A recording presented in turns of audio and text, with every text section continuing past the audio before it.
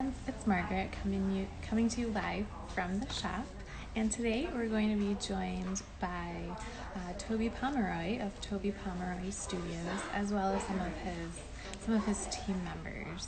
So Toby specializes in making beautiful metal jewelry that has accents, diamond accents or gemstone accents, and it's been his life work to create sustainable jewelry, beautiful, sustainable jewelry that is eco-friendly and also socially responsible too. So he'll be talking about how that's possible, how they go about making this jewelry that is good for the environment and good for people as well. And he'll be talking about some of the activism that he does within the mining industry too. So I hope that you can stay, or at least for a little while, can listen to what Toby and his crew have to tell us. If you miss any part of this video, it is going to be posted on Instagram Live as well as on our YouTube page. And Toby's just requested to join us, so we're going to go to split screen in a moment.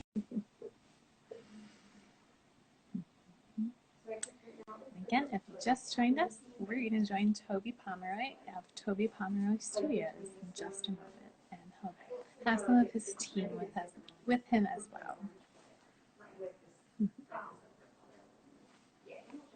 I'm wearing some of his pieces tonight. I've got the ginkgo earrings on and the matching necklace, which we'll talk a little bit more about in a moment as we look at some of his beautiful pieces, which make perfect gifts. Holiday shopping is going to be definitely different this year. Probably we're all going to be doing a lot more research ahead of time, so that we don't have to do as much in person. So we can just do like kind of a quick pickup thing. So we have a lot of beautiful pieces that are perfect for gift giving, and I really think that Toby Pomeroy's pieces fit into that category. Great gifts. Looks like we're having a little bit of technical difficulty. Toby's going to try to join us again in a moment here.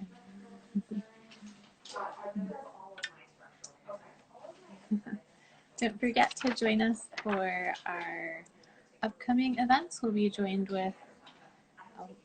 by Mariah and Carol Barton of Barton Designs 2 weeks from today. And then we're also going to be having a Cyber Monday gemstone sale with Artinian Gems. And that is going to be November 30th, Cyber Monday, as people know it.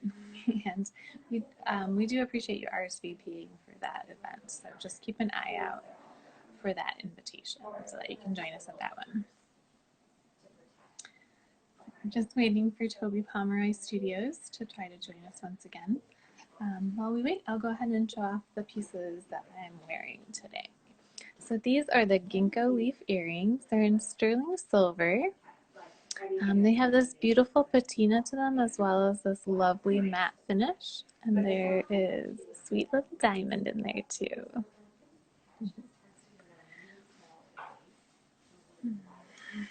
I also have the matching necklace,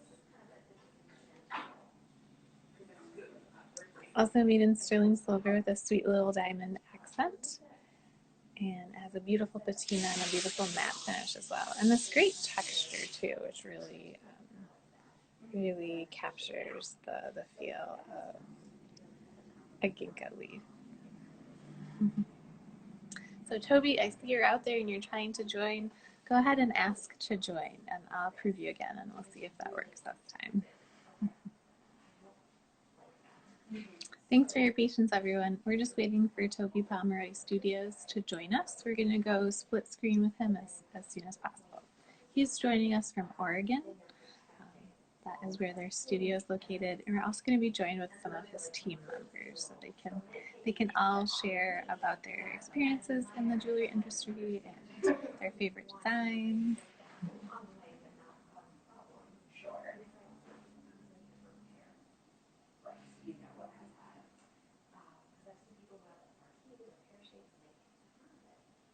Okay, trying to get Toby Pomeroy Studios to join in. So we're connecting. Hey, it worked. Hello. Hi. Hi. Sorry about that.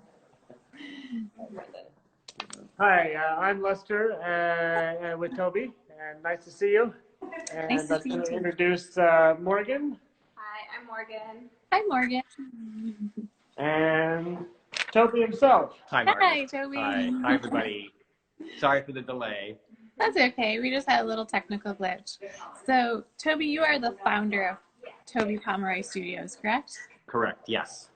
And could you introduce us to Les and to Morgan and tell us a little bit about their role in the company? Sure. So Les joined the company a number of years ago, just a little bit before I stepped away, actually, because I have gotten a whole other passion going on. But this company has been really basically started in the 70s, having a jewelry studio that was just so fun. I mean, I was well, maybe we'll do the history later, but just for now, Morgan also has been with us for periodically, fairly recently, but her mom worked with me for like, I don't know, 7 years, something like that, and was just wonderful. So Morgan has been growing up with this company the whole time, and now it's really great to have her as part of it.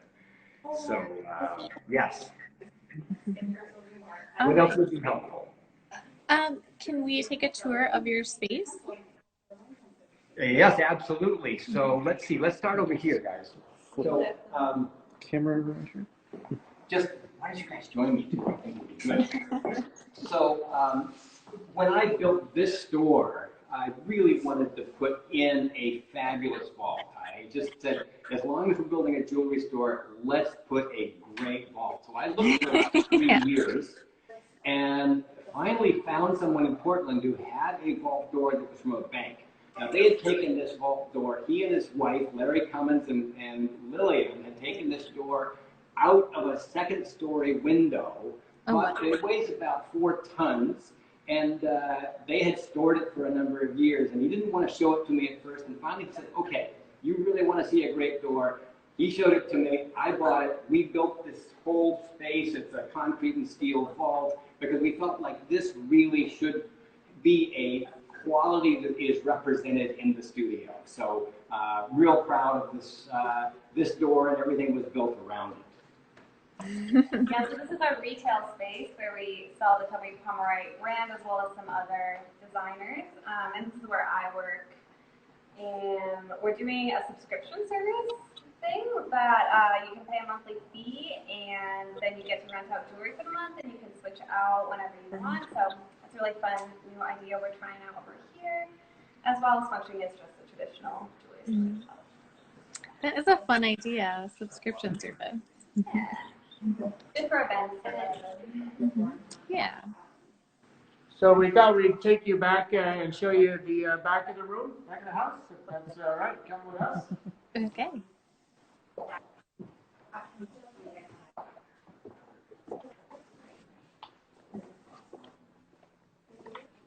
So here's kind of the main, what we call our bench room, where we have our jewelry benches and some of our more technical equipment here, sandblasters and buffing equipment. And here's where we would, for example, set diamonds and clean up rings, add findings and that sort of thing. We have 3 benches out here, and that's Hank there with his trout mask on. Hi, Hank. Hank's going to give you a hammering demonstration in a little bit. Oh, exciting. And this is actually the first time we've all been in the space together since probably March. So Yeah. we're getting familiar with each other. This is our wax bench where we, you can see that. This is called a sprue, so we add the wax on there before we invest and then cast them. So these are little bezels for our gemstones, and Brandon's going to give us a gemstone setting demo here in a minute. Okay. Are those little rings? What's that? The red waxes, are those rings? These are rings, yes. Yeah. Yeah. so we can cast a few at a time. Those look like a nice Celtic pattern on those rings. Am I seeing Yes, so we were fortunate enough about a year ago to end up acquiring another wedding ring company called Studio 311, which had been around since the 50s, excuse me, since the 70s, about 50 years. And Toby had actually carried them in his store for years. And I don't know if Abracadabra has ever had 311 rings in the past or not, but they're great. A lot of Celtic and other really neat pattern designs. Starry Night, for example, yeah. So we've been doing those for about a year now. Really, really fun. Great patterns. Good style. Thanks, Marty. These are buffing machines over here. And these all have a catch-all down in the basement, so the buffing compounds and keeps the air clean and catches all the recycled metals, which is important to us. And then it gets recycled yet again? Yes, exactly. Yeah, yeah. So that's kind of steamer, your typical jewelry equipment back here. Nothing probably too surprising, but we'll take you into the machine room, which has a little more interesting stuff in there. Sounds like our owner, Catherine, is familiar with 311, so she's pleased to hear that that you've taken them on, you've adopted them, and kept them alive. Nice, yeah. They've had a great reputation for quality and really incredible designs. They had kind of computer graphic capabilities before anybody else in the world, really, being in Sonoma area back in the 70s. So let me introduce Hank here a little closer up. And Hank is going to show you how to hammer one of our Oasis discs. And we'll show you the finished product when we're done. But here's how it starts, just with a dot in the, where we are, there we are. And then Hank will hammer that out, and it takes a good hammer a couple of years to get this down. Okay. There's our anvil.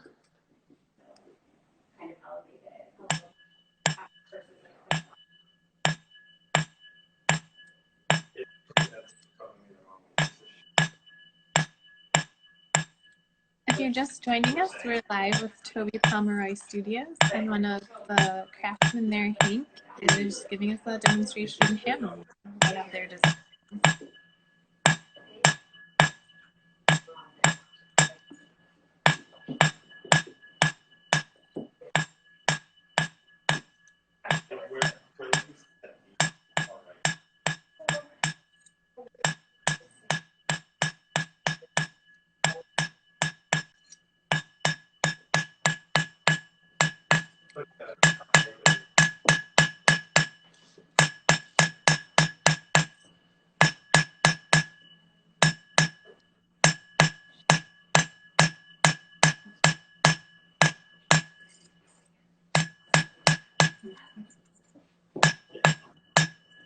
That's pretty much it. Wow. It's a bit rough right now, but we do some final shaping on it. So as you can see, it starts to have, here's one that's the next step after it's burnished on top. And then here's how we would add the findings for an earring. That is amazing that that's all done by hand. Such precision. He makes it look easy, but if you see the ones that, for years to practice on, they look pretty rough. So yeah, It's actually pretty rough. I haven't hammered in a while. So that's how that happened. That's how we hammer. Basically, most of our work happens right there on that handle.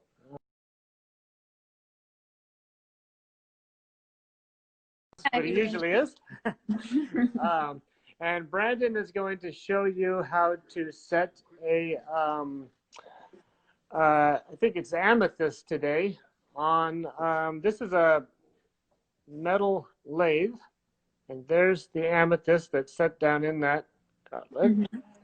And then he'll show you how we do it on the lathe. All right. This is a Toby. Where'd you get this lathe? What year? You have any idea?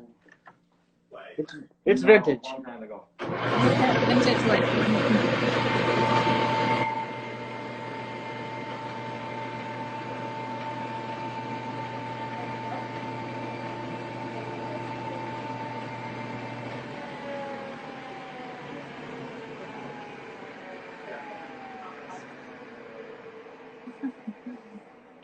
So once he gets it to that stage, it's fairly straightforward there. He's just turning that gem in the metal and then slowly folding the metal over the gem to where he doesn't scratch the gem. Very precise. And is it done? Yep. That's it. So how long did it take you to master that, Brandon? probably a little while at least. I've been doing it long enough. I don't remember how long it was. Yeah. Yeah. I checked and Brandon will be here 10 years next summer. So, So like somewhere in that. Hank, so like Hank, you took a pretty difficult task and made it look really easy for us. Because one wrong move and that Yeah, is gonna I've batter, broken right? a number of stones by going too far, Yeah. too fast, or whatever. Thank you. That was impressive. And then Hank was going to show us one more. Right there. This is our ginkgo starting machine. So we hand hammer those, but we do get the shape from this, which we call the yellow monster. I think it weighs 700 pounds. Is that right? Almost all of it on top. It's very top heavy. So we have a sheet of silver sheet here. And then that's going to go through this where we have this, just the outline of the ginkgo shape there, as you can see. Mm-hmm. And then there's the negative. But Hank's going to give us a positive blank here. Pretty loud machine. It is pretty loud, so put Okay. your coffee down.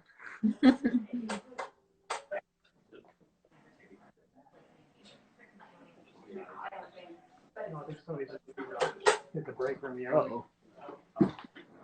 You may have a breaker problem. Oh, okay. It's heavy and it draws some energy. This will only take a second. Pretty good.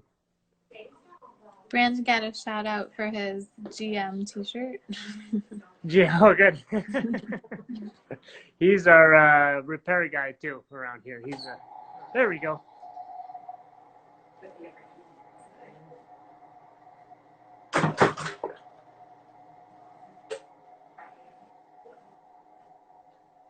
That wasn't too loud, I hope. No. We do make a lot of noise in here. Our landlord has a shoe company next door. Oh, there we go. That's the start of the earrings that I'm wearing today. That's the start. Yeah, exactly. And then when we hammer them out, they kind of flare and get a little more style to them. But that saves us from cutting them out by hand, each one. So, yeah. Okay. Any questions there? So then the hammering on all of your pieces is done by hand? That's right. Yeah. Yeah, if you'd like, Hank will hammer this ginkgo and you can see. Yeah.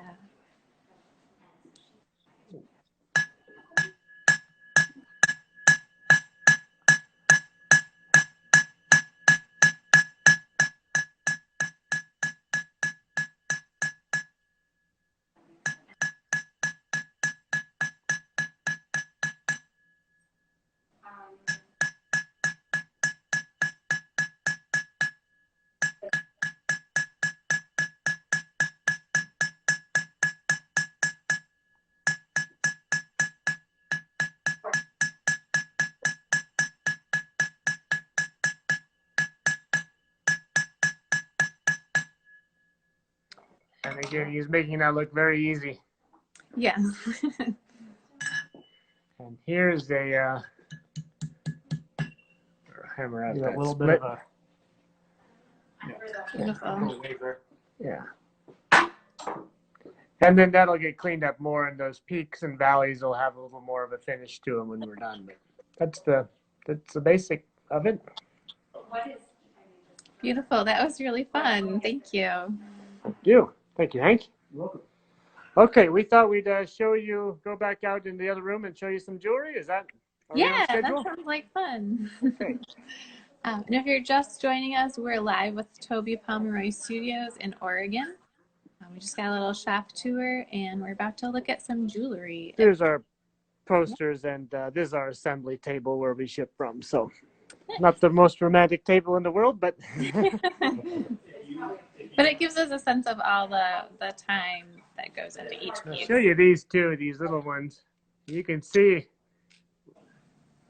to not hammer your fingers on all of those little tiny ones. You have to actually hold that like that and then hit in between. And those aren't even the smallest of the discs. So, okay. So we've got some.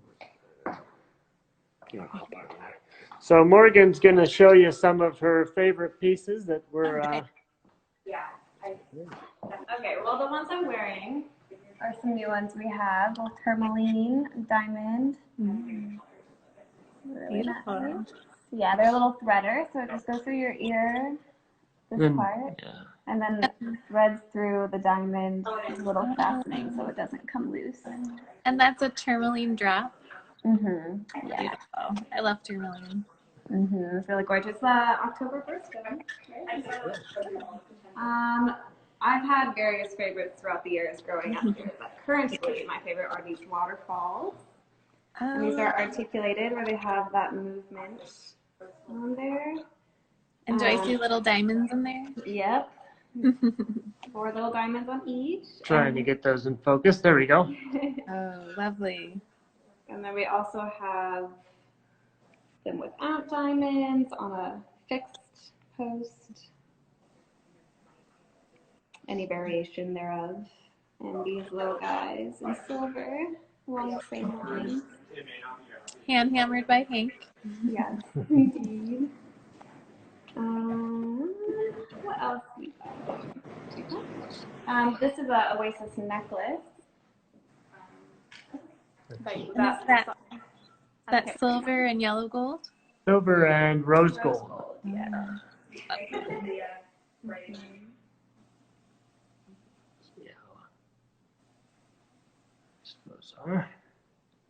That's a lovely piece. Yeah, those are really gorgeous. Another favorite around here are these comets. Little short one. These are organ opals in both of these. Yeah, those are from about 3.5, 4 hours from our studio is where those gems are from. Nice. And those are the comets? Yes. Yeah. Those? Beautiful.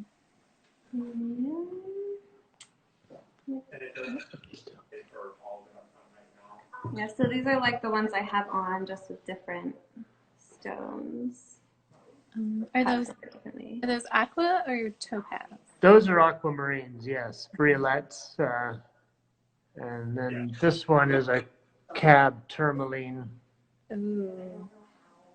That's a wonderful color. So juicy. Yeah. Blue lights.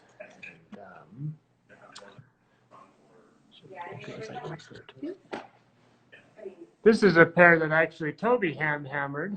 They're one of a kind twisted ginkgos.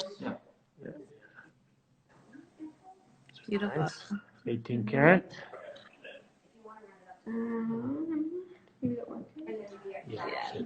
This is a new style that we just brought out quite recently. It's silver, but we do that gold highlight down the side of them. Nice. Have you picked a name for it yet? We call them accents. Yeah.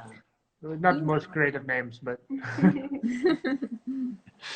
there you can see one on the right. And we've done them with diamonds as well. Nice. Yeah. Toby, do you want to talk about your favorites? Well, let's see, I would show the hoop, I think. Oh, the hoop, that's right. Toby's going to show what kind of the heart of this company is. His favorite product.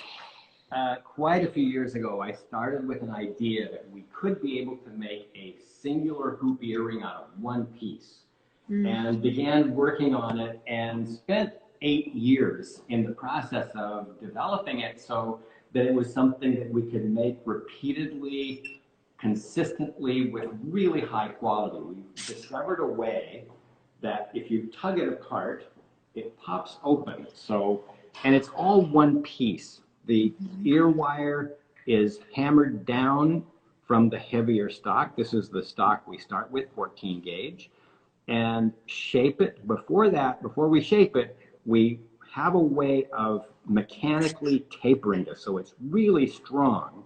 Yes. Shape it into this shape, hammer it into this configuration that ends up being, as a cold forged piece, it is extraordinarily resilient, durable, flexible. You just can't hurt them. And the ease of clasping is just like a Swiss watch. When they're lined up correctly, swing them closed, and they're latched, and they're very securely latched. So over those years, I worked with a lot of companies to help me to develop the process, and we finally come up with something that we're absolutely proud of, that there's never been anyone that has been able to replicate these. We call them Eclipse hoops, and this is the piece that I would say I'm the most proud of having developed, and also has been the real anchor, the place where this whole line came from. So our wholesale company began on this basis. Yeah, and then they come in different diameters, different metals, different finishes. Some of them have little diamonds in them. Yes, Yeah. yes. And do we have a pair? Yeah, right. Beautiful. Everyone needs a pair of hoops. Like a basic essential. Yeah, and they'll last you a lifetime and more because And they look good on Zoom. they're made with such care. Yeah. Any other pieces we want to show here?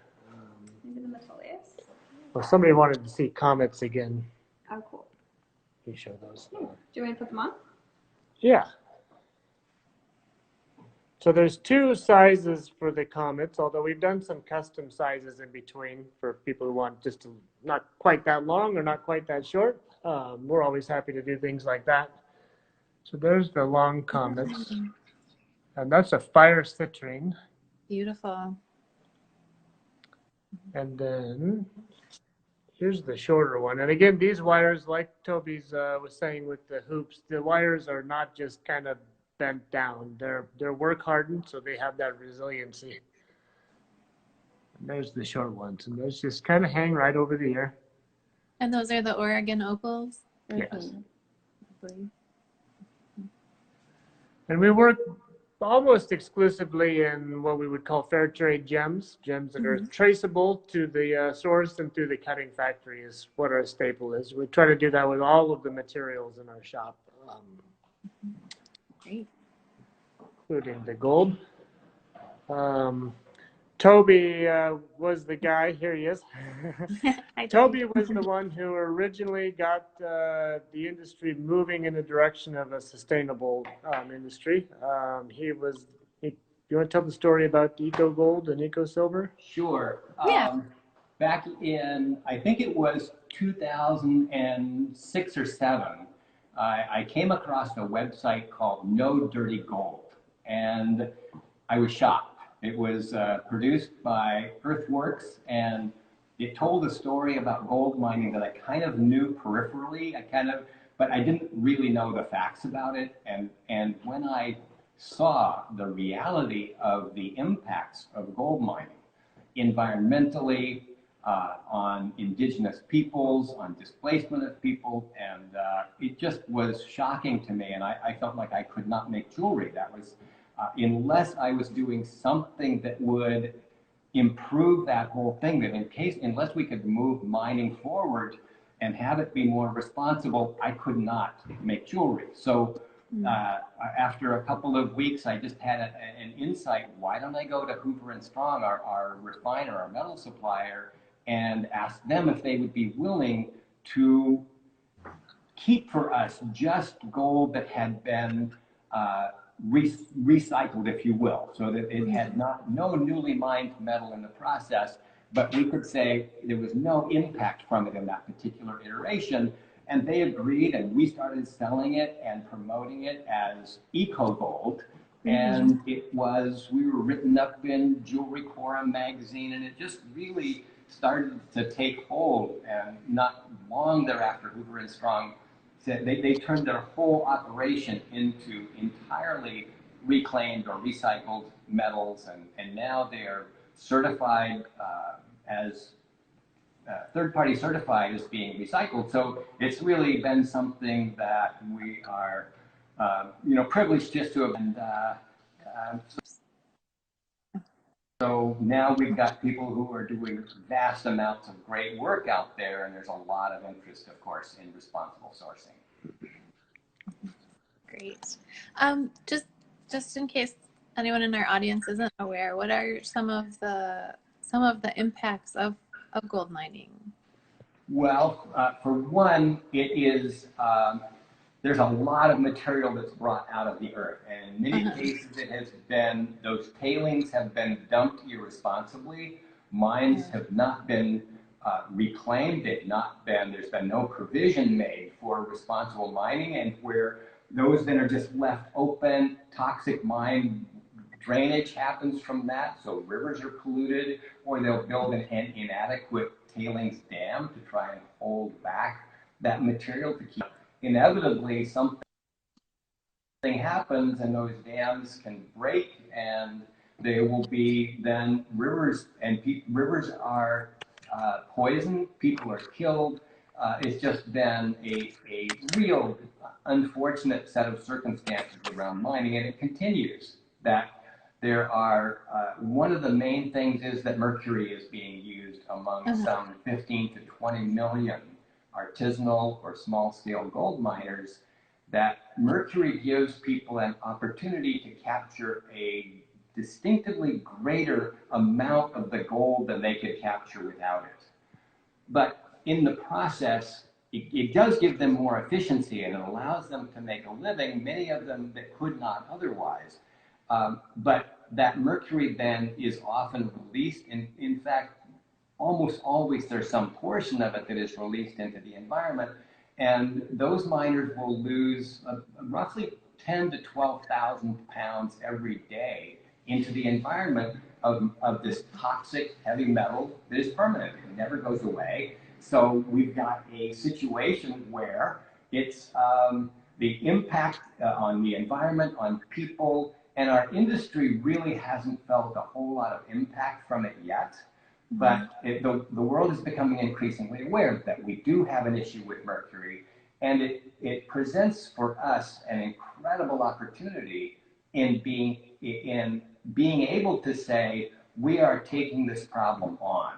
The jewelry industry is, more and more industry leaders, companies, organizations are coming together to say, let's solve this. Let's take on this matter of mercury, and let's discover a way that our 20 million brothers and sisters in the world, those Black, indigenous, or other people of color, can mine safely and profitably without having to use this toxin. So we're just really encouraged by the number of people and organizations that are saying, let's do this. Let's take this on and come together to come up with a solution for this.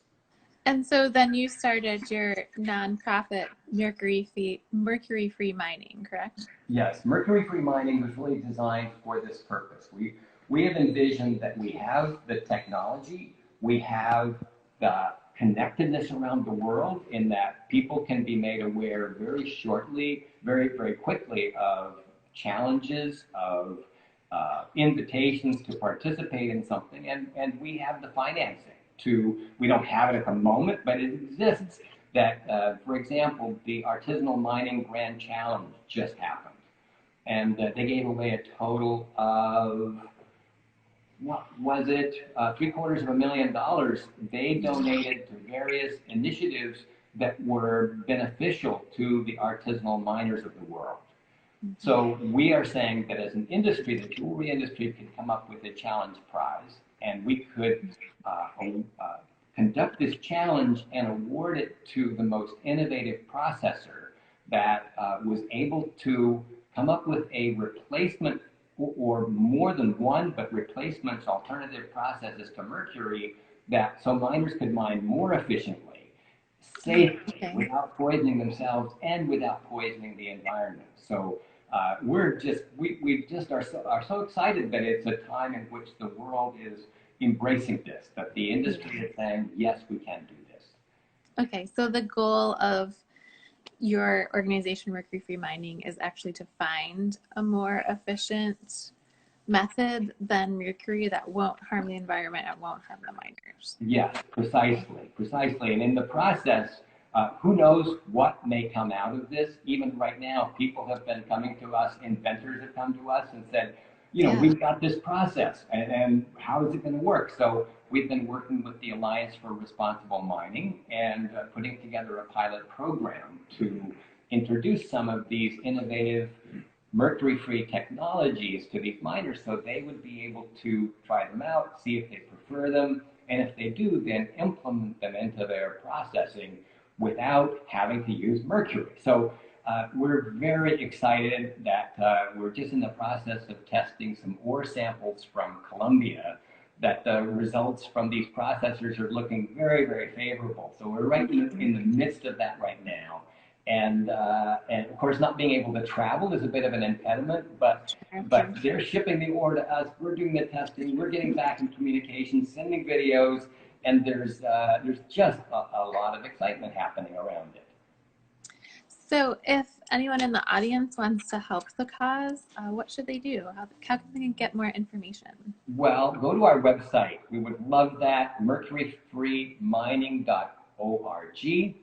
And of course, they can donate. We would welcome that. And for all donors, we will provide our logo they can use on their website, all kinds of information that they can use as talking points that will help people have this conversation. It's not something that, again, that the wide world is aware of, but more and more people are. So it's good to have a conversation if the topic comes up. I wouldn't necessarily say start with your customer when they walk through the door or when the client emails you. I wouldn't start talking about it at that point necessarily, but it is something that having that as a part of your platform to say, we are part of the jewelry industry's commitment to having an alternative process or processes available to these miners. So these 15 to 20 million people and the 100 million people who depend on them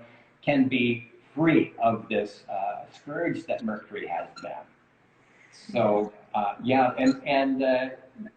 the other way I would say is just talking about it, having awareness grow with people. I think that we have movements, really moments that come from movements. And I'm seeing this as a movement that's developing, where people really do sense the need for it. They're excited to participate in it.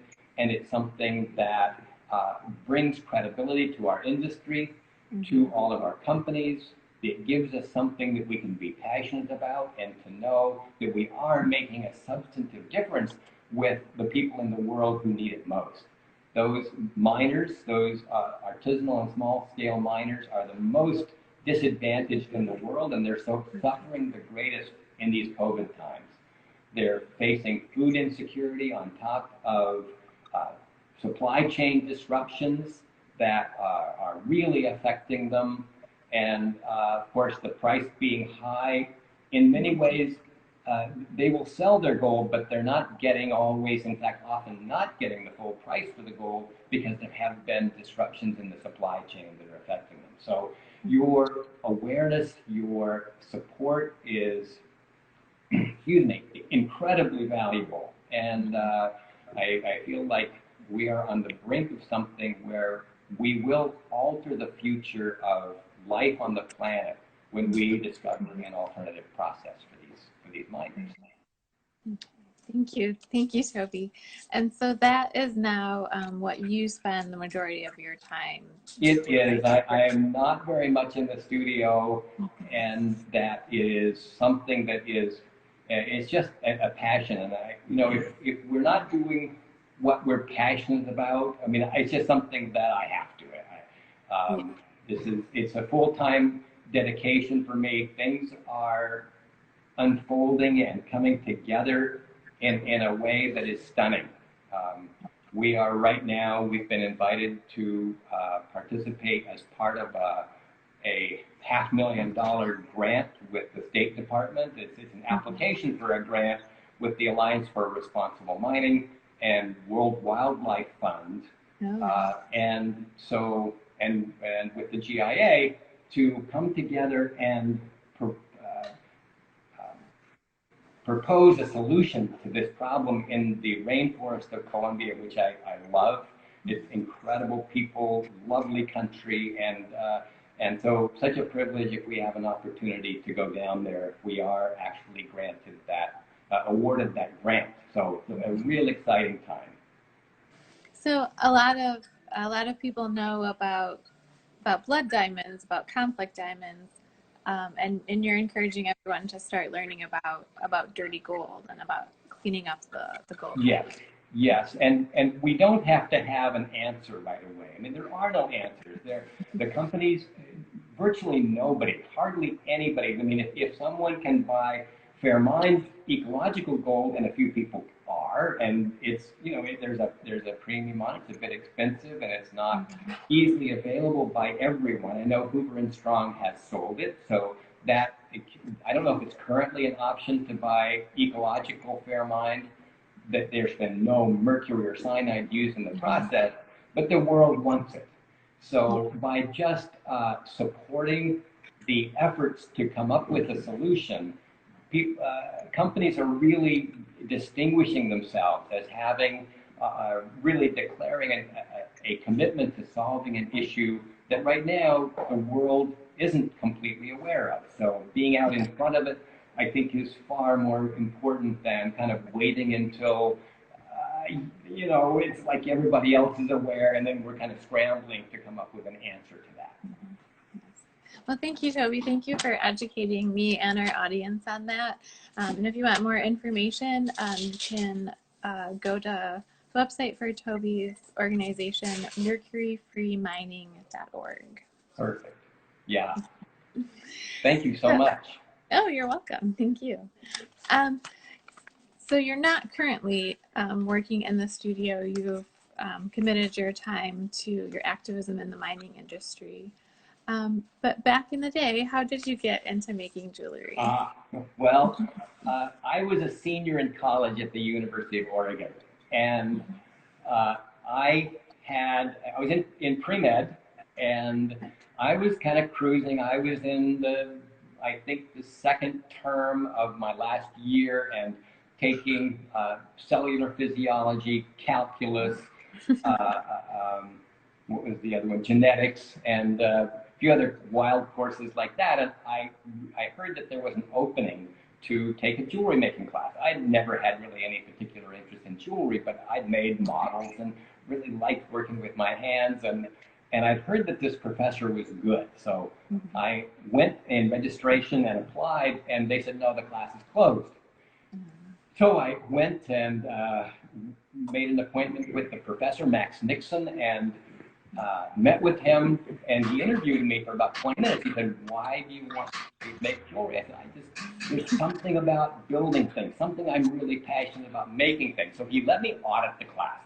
I wasn't a registered student, I could audit it, but during that term or semester, I've forgotten which, I spent all my time there. I stopped going to my other classes. Oh. I know, and he gave me a key so I could come and go in day or night, and I was in heaven.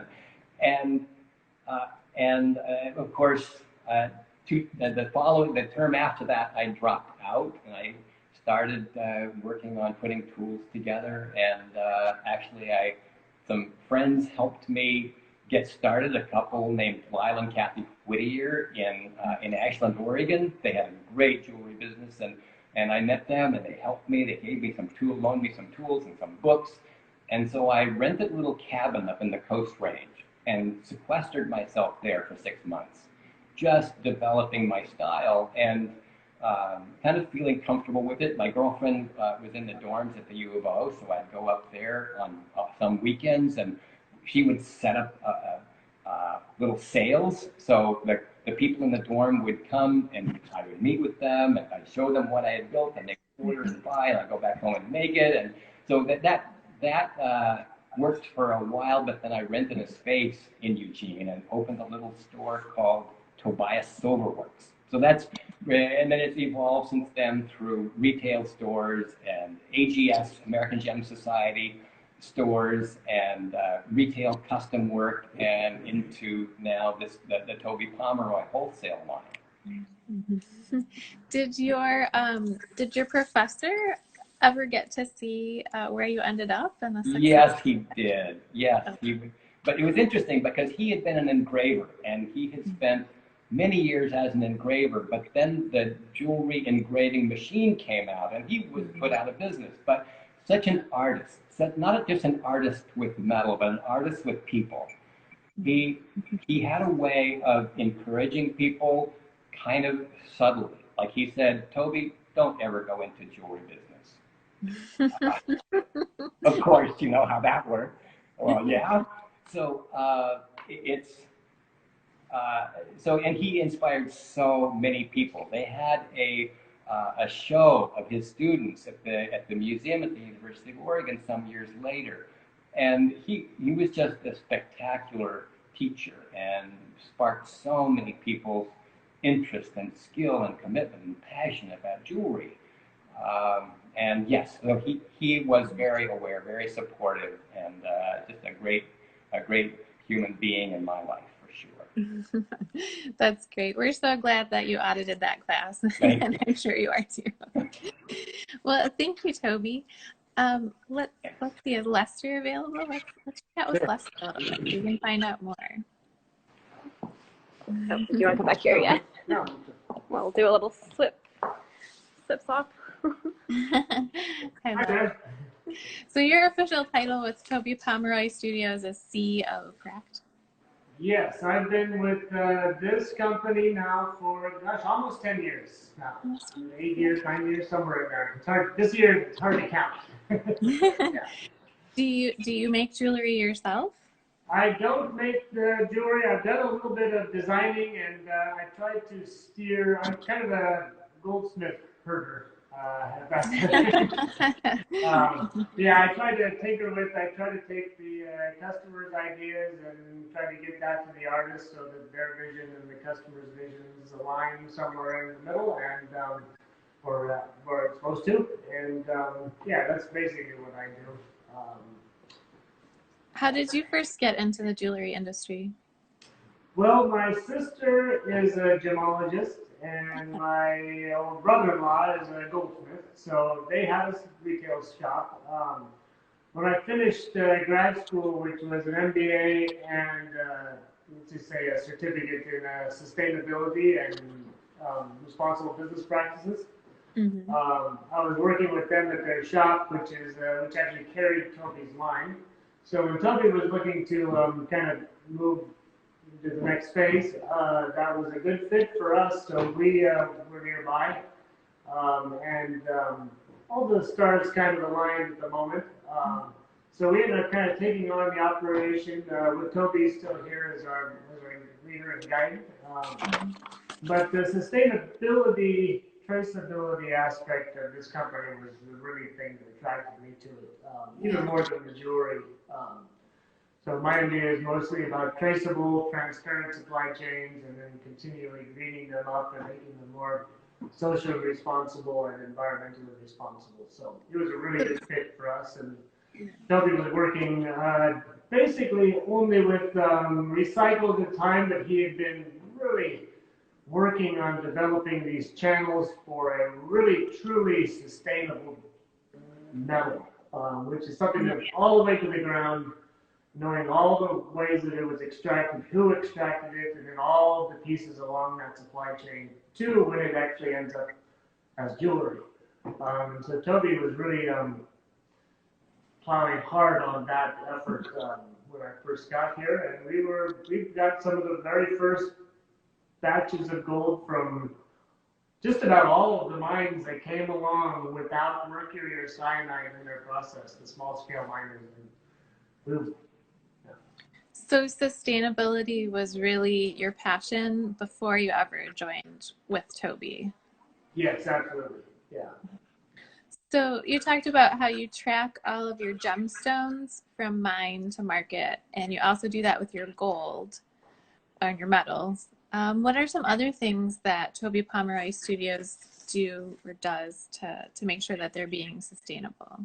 Yeah, so it's tricky balance between all of those aspects, but we do some fun stuff. The supply chain with the gems and the metal is the main. Yeah. It's the dirtiest part, so it's the part that we need to have to focus on. But we do other stuff that's fun. We recycle everything we can, of course. I swear we have had the most rigorous composting regime of any jeweler in America. I can't verify that. It's not third-party verified. At one point, Toby and I had an Olympic system with the Starbucks, and we were gathering their coffee grounds. And we'd run down there and check and throw them in our doorway, and then we'd race to compost them, negotiate who would take home today's bed. So that's kind of every single aspect that we think about it, from blue sky, renewable energy in our mix to right down to our coffee grounds. So. All right. That's great to hear that you put so much time and effort into that aspect of your business. So what should we look forward to for Toby Pomeroy Studios? Is there anything new or exciting that you want to tell us about that's on the horizon for you guys? Yeah, because the shows didn't happen this year, we didn't come out with a lot of new things in the summer. But we have some new things coming out, and we're kind of planning a whole new selection for the spring. Oh, exciting. And hopefully we'll be able to take it to shows and show people. All right. So we'll look we're forward doing to a lot that. more with gemstones right now. Oh, okay. So a new line coming out spring of 2021? That's right. Okay, we look forward to that. Thank you. Let's chat a little bit with Morgan.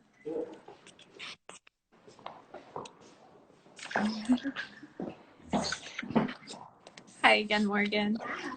We actually got a little shout out from our owner, Catherine. She just got some new earrings from you guys. It's the Eclipse hoops with a little yellow bezel diamond. Do you have any of those nearby that you can show us? Well, I'm wearing the pendant of the Eclipse, unless it's going to go look and see if we can find a pair in the safe.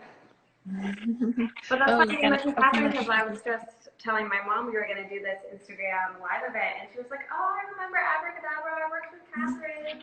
Yeah. So you did kind of grow up with Toby Pomeroy Studios. What was that like? Yeah, I did. Well, it all started because my mom worked for them, doing administrative stuff. And so when I was in elementary, middle school, she would pick me up after my school day and bring me back to the shop with her. And I would just walk around, and the goldsmiths would show me what they were working on, or I would take like the boxes we used to package the jewelry out of their wrappings or play computer games or whatever. And then in high school, they hired me on actually the goldsmith for them, and they trained me from scratch how to do that. Obviously not as good as Hank and Brandon, but I know the basics like chains and jump rings and things. And then I went away to college, and then moved back after I graduated last year, moved back to my hometown, Corvallis, and got hired on here to work in the retail space. That's exciting.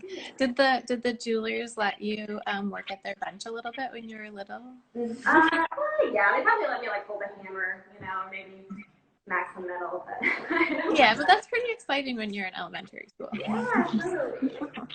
There's a dog running around occasionally, good stuff. Yeah. So what do you love about Toby Pomeroy's jewelry? Well, I love that it's all sustainable and traceable. That's really important to me as well. And I just love how simple and elegant it all is. Like my jewelry style is very minimalistic. I just like a little flash of gold or diamonds here and there. This line captures that really well. Can you give us any tips about how to store and care for our Toby Pomeroy pieces? Yeah, well, like Toby was saying, it's really durable. So, it's hard to mess it up. I try to keep my silver pieces out of the open air, so maybe in a bag or a box or something, just so it doesn't tarnish as quickly, but it's really easy to clean the tarnish off if that does happen. And then the gold stuff doesn't tarnish very quickly at all, so that can just be however you want. I try to, if I'm traveling, I'll put them in separate bags, the earrings, so they don't scratch on each other. Okay. I know a big part of the jewelry are all the special finishes that your team puts on them. What should we do if we somehow damage that finish? Yeah, so the most sensitive one is the matte black that we do. Here's an example. Yeah, so that would be like these earrings here. It's a really nice contrast with the gold and the black. Yeah. So that blackened material can't go in most tarnish removers because it'll just take it right off. And in that case, I would just send it back to us and have us redo it. Okay. Ink and Brandon will fix Soap and water? Yeah. Soap and water is a good way to clean it. Okay. Great. Okay. Did you happen to track down those earrings for us? Les is still looking. This is looking. Okay. We definitely make all the order, like to order, so we don't have a lot of stock laying around. Oh. So if people want to order something for the holidays, about how much time should they give themselves? Sorry, what did you say? I was talking to Les. Yeah, no, that's okay. If people want to order some of your pieces for the holidays, about how much time should they give themselves? 1 to 3 weeks. 1 to 3 weeks? Okay, that's good to know. Do you have any pieces there, any other pieces there that you can share with us? Maybe some of your holiday picks? Yeah, so one of my favorite hammering patterns that we have is this Metolius. This cuff, it has those really nice lines. And then we also have that in this newer line that we're doing called Moon, New Moon or River. So these are little studs here that have that same Metolius hammering, or this one is like the same pattern that's on the Eclipse hoops and the Oasis. And this was also that same collection. Beautiful. Yeah, and then these little guys, we also have a petite line that is just like the Eclipse, a similar shape and the same hammering pattern, but they're these just little tiny circles, so we can do a lot of fun things with that as well. It's really nice. They're lovely. In case you didn't see earlier, I'm wearing the ginkgo line. I have the sterling silver ginkgo leaf with a little diamond, hand hammered by Hank. Yeah. And I have the matching necklace to the twisted ginkgo leaf, and it has a little diamond. These are another Eclipse, the Brilliant Eclipse, that have these really nice gems on the top. Yeah, those are the ones that Catherine has, similar to that. She has the matte black sterling silver with a little bezel set diamond at the top.